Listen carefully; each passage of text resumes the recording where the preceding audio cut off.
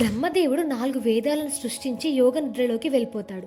ఆ టైంలో హయగ్రీవ అనే రాక్షసుడు ఆ వేదాలను దొంగలించి సముద్రంలో దాచేస్తాడు. భూమిపైన సత్యవ్రత అనే మహారాజు నది ఒడ్డున తర్పణం చేస్తుంటాడు.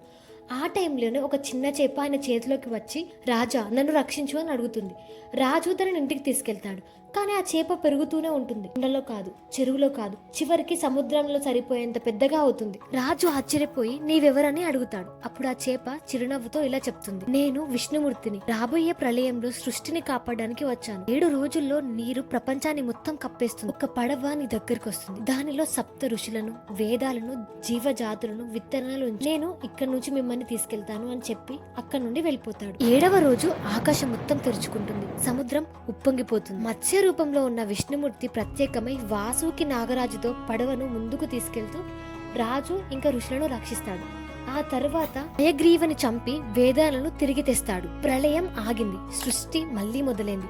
అలా విష్ణుమూర్తి ధర్మాన్ని కాపాడడానికి మత్స్య రూపంలో అవతరిస్తాడు. ఎప్పుడైతే చీకటి వస్తుందో అప్పుడే దేవుడు రక్షకుడిగా వస్తాడు. ఫ్రెండ్స్, మీకు ఇలాంటి స్టోరీస్ ఇంకా కావాలి అనుకుంటే లక్ష్మి స్టోరీస్ ని ఫాలో చేయండి.